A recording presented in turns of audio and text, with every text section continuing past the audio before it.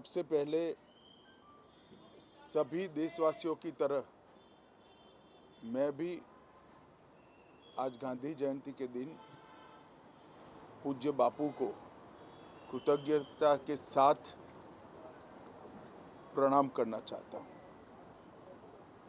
वो ही थे जिन्होंने भारत की आत्मा को पहचाना, भारत के जन जन को जागरूक कर कर अंग्रेजों के खिलाफ खड़ा किया और आज़ादी के आंदोलन में ही कई सारी ऐसी चीज़ों को उन्होंने बुना जो भविष्य के भारत का नक्शा आज तक उससे बन रहा है। उसी में से दो बड़े कंसेप्ट, दो बड़े विचार निकले, खादी और स्वदेशी। आज़ादी के आंदोलन को एक प्रकार से खादी और स्वदेशी से हम अलग नहीं कर सकते। उस वक्त पूरा भारत इंग्लैंड की कपड़ा मिलों के लिए बाजार बना हुआ था। महात्मा ने स्वदेशी का विचार और खादी का विचार देश को देकर आज़ादी का आंदोलन को तो गति दिया ही दिया, परंतु अनेक गरीबों के जीवन में उजियारा फैलाने का काम किया।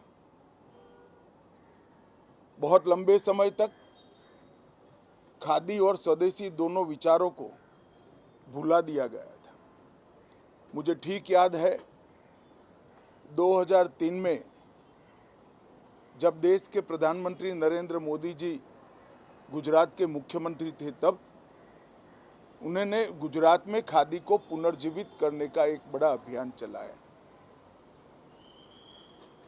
और वहीं से ये आंदोलन की शुरुआत हुई। फिर से आज खादी एक प्रकार से जन जन की उपयोग की चीज बनी है और उसका प्रत्यक्ष प्रमाण है कि 2014 से आज तक खादी में कई 100 गुना बढ़ोतरी हुई। आज खादी ग्रामोद्योग का टर्नओवर 1,70,000 करोड़ तक पहुंचा है।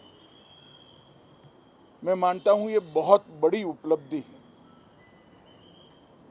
और मोदी जी ने मन की बात में स्वदेशी को भी फिर से उठाकर देश की जनता को देश के आर्थिक विकास के साथ और मेक इन इंडिया के अभियान के साथ, मतलब भारत को दुनिया का उत्पादन का हब बनाने के लिए जोड़ने का संदेश दिया है और उससे प्रेरित होकर हजारों परिवारों ने ये तय किया है कि हमारे परिवार में कोई विदेशी वस्तु का उपयोग हम नहीं करेंगे। हजारों दुकानदारों ने, लाखों दुकानदारों ने ये तय किया है कि हमारी दुकान में विदेशी माल की बिक्री नहीं होगी। मैं आज ये दोनों अभियानों को सफल करने के लिए देश की जनता को अपील करना चाहता हूं। हर परिवार कम से कम 5,000 रुपये का खादी सालाना खरीदे। चाहे आपकी बेडशीट ले लीजिए, चाहे पिलो कवर ले लीजिए, चाहे पर्दे हो,